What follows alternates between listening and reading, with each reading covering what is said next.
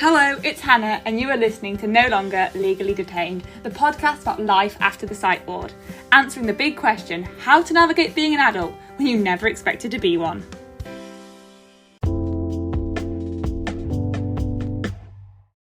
Hello and welcome back to another Thursday episode. I hope everybody's been enjoying the warm weather this week. I am enjoying it from the inside. I really do like it when it's sunny. It does make my mood so much better, but equally I just do not thrive in any kind of extremes of temperature. I think that autistic inability to regulate my body temperature means that any kind of extreme of temperature just is not thriving for me. But I have been enjoying looking out of the window, and like the sun and the blue sky has definitely boosted my mood. So I hope everybody's had a good week, and I am excited to be bringing another episode today, all about being an adult. Adulthood is clickbait. Dun dun dun. So what am I talking about? I'm talking about the fact that the idea of what being an adult is when we're children and even when we're young adults is just not the reality, whether that be good or bad. And I think there is so much pressure. And this morning I put out something on my Instagram just to say, ideas of what people want to see on the podcast. And one of the ones that came through straight away was the idea of adulting. And already this morning I've had about 5 conversations with different people in relation to just adulting and the whole concept of it. And it's just baffling and bonkers. I've been struggling the past couple of weeks and, for different reasons, one of which think I was a side effect of one of the medications I was on. But apart from that, it's just this concept of being an adult. And I think it's equally as overrated, but also not, I can't even think of what the word is, but in both ways. And I think, the idea of clickbait is something that it draws you in, but it's not actually what it's about. And we've all seen, kind of the clickbait titles that people put on YouTube videos or whatever to get people to watch. And I think when it comes to adulthood, there is so much clickbait when it comes to being an adult. And whether that be the idea that adulthood is this perfect, exciting, responsible time of your life where everybody has it all together, or whether, as a child we look at it, the fact that, it's going to be easy and finally won't have to be told what to do. And I think in all of those capacities it's just not true. And I think as we grow up, and especially as we become young adults, the pressure that is put on us from the beliefs of what being an adult is just a lot. And I think even for me, knowing that they're not necessarily true, they still eat away at me. So I wanted to just chat about some of the kind of clickbaity ideas of being an adult and just have a little conversation this morning. So grab yourself a drink, relax, and let's chat all things adulty. I think we have a lot of big ideas of kind of adulthood, and that be when we're children and also when we become adults. And that idea that, overnight you go from being a child to being an adult, and it's viewed as this massive thing, as if, overnight you've changed and you've become this thing. And then when you do it, you wake up on your 18th birthday and literally nothing's changed apart from on paper, legally, you are now an adult. And I think that responsibility and that fear can really drive a lot of us into really struggling and our well-being really kind of taking a bit of a nosedive down. And I definitely had such a big thing about being an adult, and the fact that I just couldn't do it. And it's interesting as you become an adult, and that thing of as you start to get to know other adults in your life, and especially when you're an adult and they start treating you like an adult, and you start learning that actually nobody has it together. And it's equally terrifying and exciting and freeing at the same time, because it's so freeing to know that actually all these people that you thought, had it all together and you didn't, are equally in the same boat as you. But then also it is quite terrifying to think that, oh my goodness, nobody has it together, and these people that I relied on seem to have equally as no idea as I do. And that is also in itself a little bit of a panic moment. But I think there is too much pressure put on this whole adulting vibe, and I think especially being neurodivergent and taking things very literally and being quite black and white, I guess, is that I viewed childhood and adulthood as these two kind of, one being black and one being white, and there being no grey in the middle. And actually, it isn't that way. And like with most things in life, it isn't black and white. It isn't one extreme or the other. And that definitely is the same thing with becoming an adult and learning to navigate being a person on this planet. Someone said to me that, like, being an adult, they just didn't feel like they were being an adult, and they still feel like a teenager, and that they're, like, behind other people their age. And I definitely felt that for a long time. And in some ways I still do.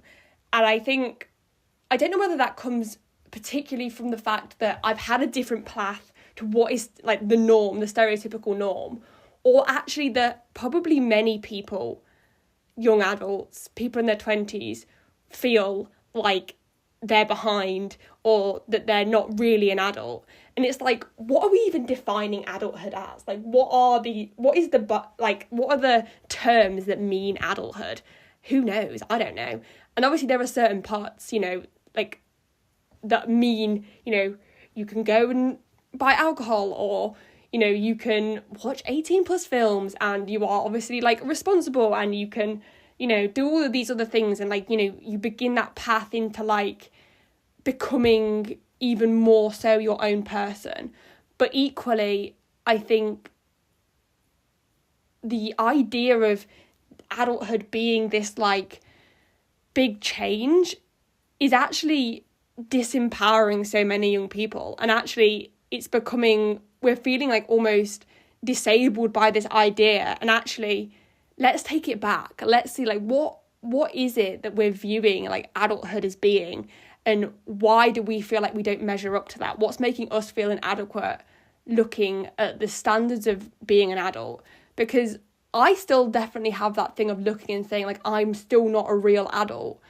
But I then look at other people and, like, other adults in my life, and yes, they have certain parts that maybe I view as adulty, but they also equally have challenges and difficulties and struggles and can't do so many things. And yeah, I just find it so interesting, the idea that we're kind of created, like, adulthood to be this thing that in reality, like, what really is it? I think there are so many myths that come with the idea of adulting, and I think the fact that I guess a lot of us probably don't believe them, yet do believe them at the same time. And there's more and more coming out about the fact that, like, you know, adults don't have it all together, and, you know, we don't all know what's going to happen. We don't all find it easy, and there's not all the answers. But I guess that in the same breath, while that is completely valid and it is freeing to know that, also doesn't help the fact that we're feeling lost. And when you're feeling lost, you almost want somebody else to say, well, I do have the answers, so just do this, this and this, and it'll be all fine. And I think I've definitely had that thing of, like, I just want to know what I need to do. And I guess it's really hard knowing that there isn't a manual, there isn't a way to do it, there isn't a one-size-fits-all guide to how to succeed in adult life in society. And while that is exciting and freeing because it means that we can't necessarily do it wrong, it was also daunting because that means, where do I look for help? Where do I look for support? Where do I even start, like, navigating this whole thing of, like, being and doing? And I think especially, you know, for people, whether that be they've just finished uni and, like, come to this whole realization that, like, although uni was different to school, you're now thrown into the big wide world, or whether it be, you know, you didn't go to uni, or you struggled with your health or your mental health, or things didn't quite go as you'd planned them, and you're feeling behind and you're feeling like, oh my goodness, I can never catch up. And although people are telling you, yeah, no, it doesn't matter, and it really doesn't matter, there is no right path, there isn't one way to do it. But equally with that, I know that I have the feeling that when I would say that and people are like, well, don't worry, there is no right path. And I'm like, yeah, but I would like a little bit of guidance. I'd like a bit of an idea of, like, some of the things I could look into or do. So that's kind of what I'm going to talk about, I think, next, is giving a few just pointers. Now, I'm no expert. I'm really not an expert. I'm not a professional in any of those capacities, but I wanted to share just some of the things that I've done to begin navigating this whole thing called life. And while it is absolutely valid and exciting that there is no one size fits all and you don't have to do anything in a specific way, also I think it's important to show, and share the guidance that there is out there and hear how other people are doing things, because as much as it's freeing to know that there's loads of ways, also in some ways it's nice to have a bit of an idea of a starting point. The first thing is to preface that there is no right way and there is no one size fits all, and that sometimes looking at life as a big picture can be really overwhelming. And it might be that for some people, or for you, it might be a stage where you just need to look at the everyday, and that's equally as valid and absolutely fine. I'm going to talk more about the bigger picture, because for me, when I first began my recovery from mental health, it was very much a one step at a time kind of vibe. But once I'd kind of recovered, if we could say that, in terms of mental health, and was looking, actually the small little steps, although they're really important in the moment, and that's something that now I need to go back to those little points, actually they go through a stage where I really needed to look at the bigger picture, not have it set in stone, there not be specific things of I've got to do this or I want to do that, because sadly with life there are a lot of aspects that we aren't in control of. But having an idea of navigating things and an idea of a bit of guiding our own selves into a specific area really helped me to then be able to focus back on the everyday. So I had a life audit the other month, and that was really helpful in kind of looking at all of the kind of areas in my life. And again, that can be really overwhelming when you look at all these different areas and thinking, oh my goodness, how am I going to navigate each one of these? And again, it might be breaking it down is easier. And for me, found looking at the big picture and then slowly bringing it down has really helped. So I began by looking at all of the areas of my life, kind of looking at the ideal vision. And I made a vision board at the beginning of this year, but I was really was unsure, because obviously a lot of us make New Year's resolutions, and for me, they've never been particularly helpful. But with my vision board, I created a vision what I wanted my life to look like, but not in terms of specific opportunities or specific things, because things can change. And I found that really helpful for my mindset, as I looked at my vision board of I want to be going in this direction, but I'm not specifically putting which opportunity will lead me to that. So for example, I want to do more performing and I want to take that further, but I didn't put going to a drama school or going to a specific drama school as something, because that could not have happened. That's not necessarily fully in my control. Whereas I looked at the idea of I want performing to be part of my life, and then looking at from that, how do I want performing to be part of my life? The same with my activism work. Rather than saying I want to be working for a specific charity, or I want to be talking at a specific event, I looked at it as a bigger picture. So what is it? How do I see activism and advocacy in my life? What sorts of things would I like to be doing? What sorts of charities, what sorts of causes are really important to me? And looking at it like that really helped me, because I couldn't fail. And I think that idea of failing as an adult is such a big thing. So I wanted to kind of stop the idea of that rejection, desensitive dysphoria, the idea that I could fail at life, by creating a vision board that wasn't specific but more general, and ideas and feelings of what I would like my life to look like that may change, and that's absolutely fine, but also that aren't able to fail, because I'm not putting anything on there that is kind of impacted by another person's choice. So for example, getting on a specific course, I can work really hard and do all of the right things, but there's still that, especially when it comes to drama and things, that you don't get that. And then that can really feel oh my goodness, my whole life plan has gone wrong. Whereas I found it really helpful to look at it in more of a general respect. A big one that I have definitely found is getting opportunities to get out there. Volunteering, working, even if they're not necessarily your dream role or your dream job. And I think there can be so much pressure that, everything that you do is leading to this ultimate end goal. And obviously that's great, but actually even doing little things can be leading to where you want to get, even if it's not directly. And for example, I worked as a teaching assistant at a school. My goal has never been to be a teacher, but that role that I had at the school gave me some money, gave me a purpose, gave me so many skills of being in the workplace.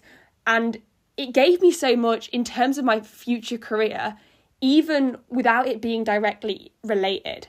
And I think that's the idea of being able to give ourselves the grace to go, you know what, I'm working in a supermarket, or I'm working as a teaching assistant, or I'm working as a care assistant, and that isn't my end goal, but I am using parts of this as a platform and as a basis. And whether that just be getting you enough money to be able to, around your job, do other things that kind of bring you joy, whether it be that, there's specific training you need to go through. And I think that really helped me, the idea that not everybody has their dream career at 20, at 22, at 25, and we may change our careers as well.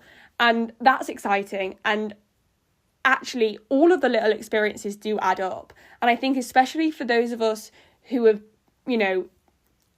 had a different pathway when it comes to education and work and uni and experience, and that feeling of being behind, I think the biggest thing that becomes a barrier in that situation is ourselves, because we view that we're so far behind that we don't want to start anything. And I remember so feeling that when it came to going to uni, because I was like, yeah, but by the time I finish uni, I'll be 26 or I'll be 27. And that's so late to be finishing uni, which first of all is not even true. But also, if you never start, you'll never know. And it's taken me 23 years to get to the place I am today. And all of those experiences have come together, even the ones that were good, the ones that were bad, the ones that were useful and the ones that were not useful. And I think when it comes to that feeling of we're being behind, it's easy to say to you, you're not behind. And we can even say that to ourselves and we don't necessarily believe it.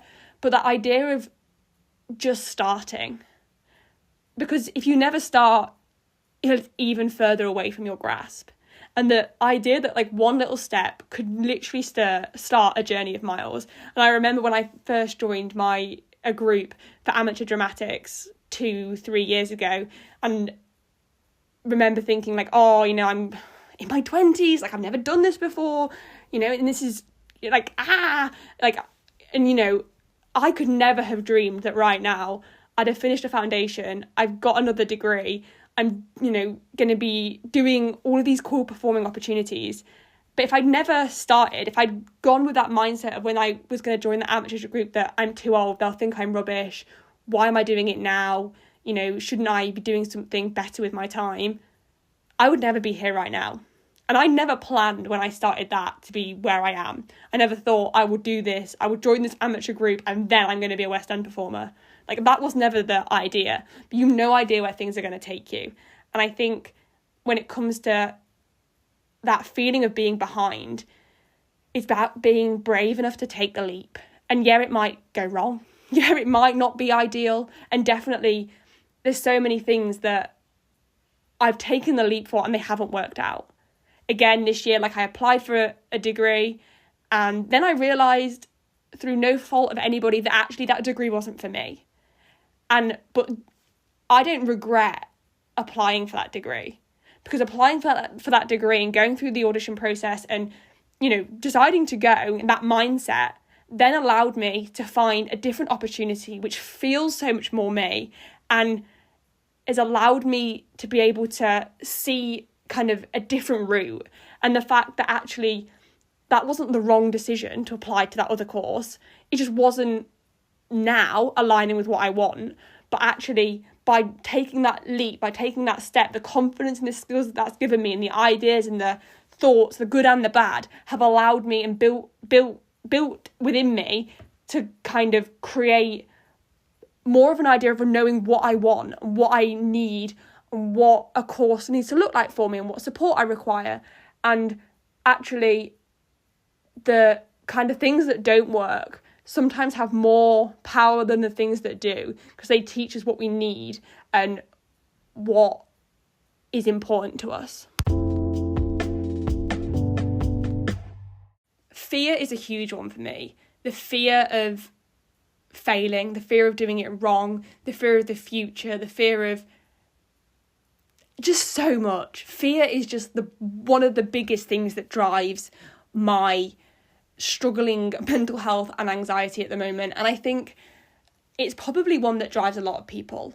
That idea of the what ifs, the what could happen, the what you don't do, the what you do. And the other day I wrote down in the beginning of my scrapbook all of my worries, all of my things I'm really absolutely petrified of.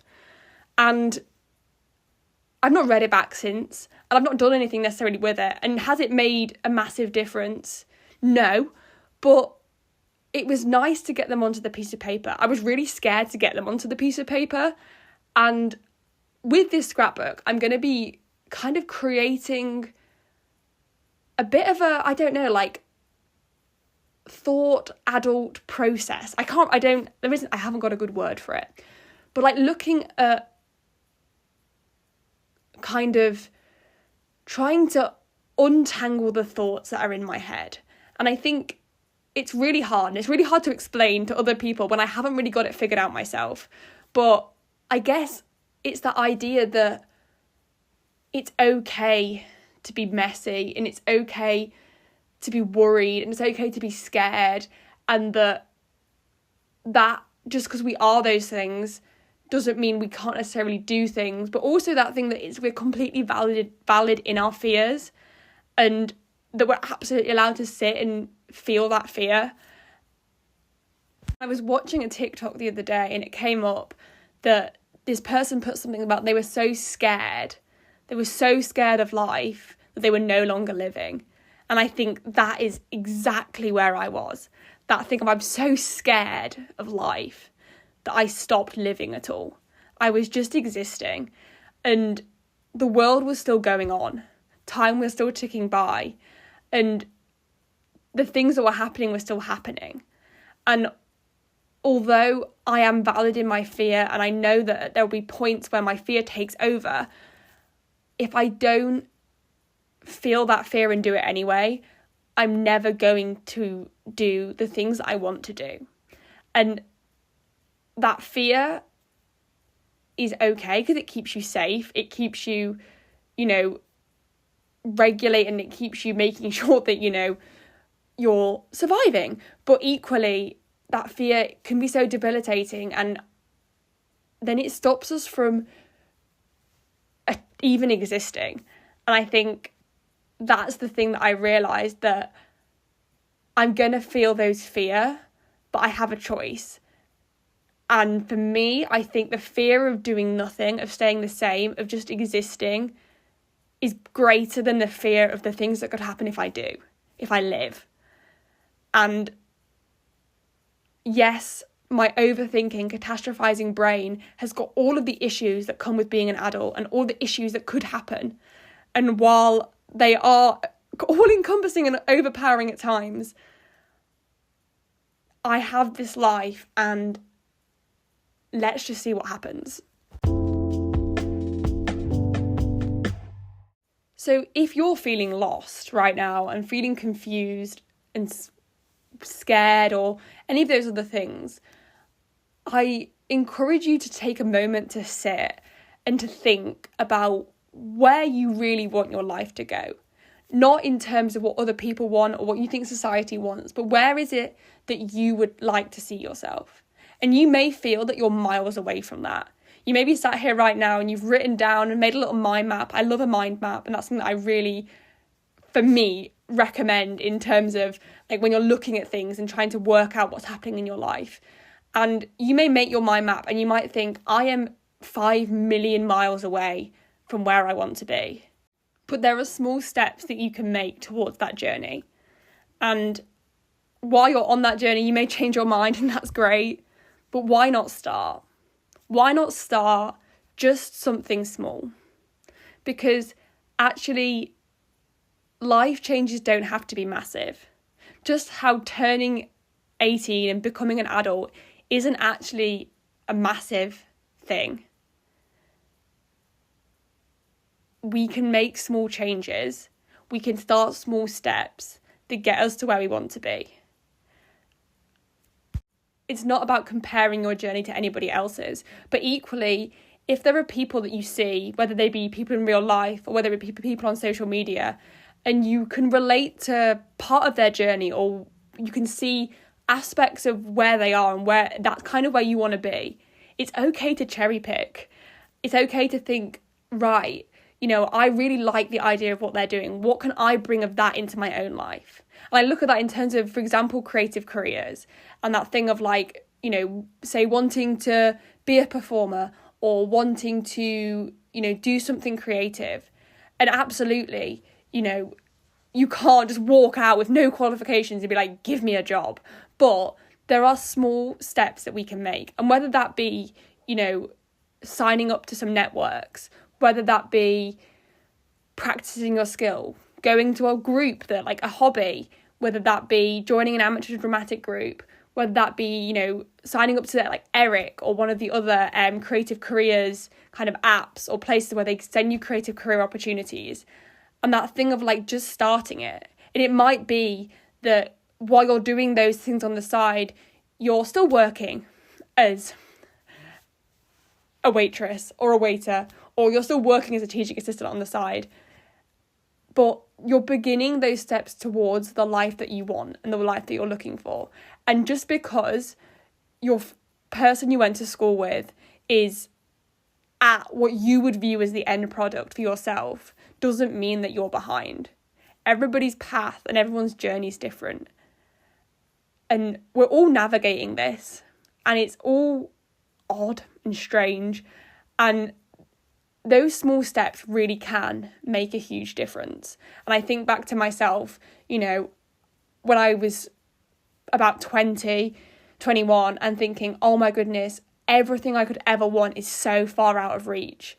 And actually now, 2 years down the line, those tiny small little steps have snowballed, and slowly the snowball's got bigger and bigger, and I'm now heading in a direction that's exciting. But again, with that, that's not to say that where I was before was behind, or it was just different. And I'm not necessarily ahead or behind now. It's just I'm finding more of myself as a person and what I want my life to look like. And this is what I want my life to look like at the moment. And that might change. And that's okay. And almost certainly it will change. And the goals will change. And with that, the overall vision of what I'm looking for, though, helps me to kind of stick on to something to look for and to like go to. So I suppose when it comes to adulting, the idea that there is no right or wrong, that you're not behind or on the wrong path, that it's just different. And right now, if you're sat there thinking, but I just feel not like an adult, is it that you don't feel like an adult, or is it that you feel like you're not on your own path to living the life that you're looking for, that you want, that you feel like you could thrive in? And I suppose that's the thing that I've changed in my own mindset, is I've stopped looking at being an adult and this kind of bizarre concept of what being an adult is. And obviously there is legal terms of like being an adult, and obviously they stand. But in terms of this societal expectation of adulthood, I've removed that from my kind of brain and looked at the end, not the end goal, because there isn't an end goal, but the where I'm moving towards of being the life that I am living, that I'm thriving, and that I'm enjoying, a life that is worth living, that I feel valuable and I feel worth. And I think that's what I'm looking towards. So removing the idea that I'm not an adult, but the idea that I don't feel necessarily like I'm fully where I want to be in my life, and then that's okay. And that actually where you want to be will change. And rather than thinking about the end product, I'm thinking about, what do I want my life to look like now? What are the parts of my life that I'm really loving? What are the parts of the life that I'm not loving as much? Where do I want to go? Are there any goals or things that I would really like to achieve? And how can I start on the path towards them? They may change, but each of those experiences add up and add fullness to who I am and to my life. So from that, what little things can we change? What little things can we put into our life that are leading us towards where we want to be in terms of feeling fulfilled. And the idea that growth is great, but growth is personal and growth is unique. And we are all always growing. And even when we don't feel like we are. And the fact that actually growth isn't this one size fits all. So if you're listening to this and you're thinking that you're behind or that you're not really an adult or things aren't going the way you want them to be, take stock and have a stop and have a think. Rather than focusing on the idea of being an adult, maybe look at where you want to be in terms of life. And whether that be creating a vision board that's of ideas that are not specific, whether that's writing down some goals, whether that's just having an idea of trying something new. And it's always scary to make the first step. But unless we take that first step, we never know what could have happened. So I encourage you to take a small step, take a leap, see what happens, try something new. And remember that if you're over the age of 18, you are an adult, but that actually being an adult is a age, it's a legal thing, but in reality, what we're looking for in life is fulfillment, and that fulfillment looks different. And that, yeah, you might not be living your most fulfilled life now, but what small steps can you make towards living that fulfilled life? And remembering that it's not a destination, but a journey. And what little parts can you change, can you do, can you add, can you take away that would allow you to feel that little bit more fulfilled, give you that little bit of purpose, and allow you to feel that little bit of joy. If you got to this part of the podcast, thank you very much for listening. Please go over to the Instagram, give it a like. Maybe let's comment a unicorn emoji. Let's see if anyone has got to the end of this episode. I will be completely amazed and surprised, but I'm very appreciative if you have. And also, if you do any of the things that I've said in terms of like if you've make a vision board or you create a goal, please do feel free to share it with me. I would absolutely love to see the creativity and the things and be inspired. It's always amazing. And if not, I hope you have an absolutely amazing and lovely week. Look after yourself, take care, rest, and speak soon. Bye-bye.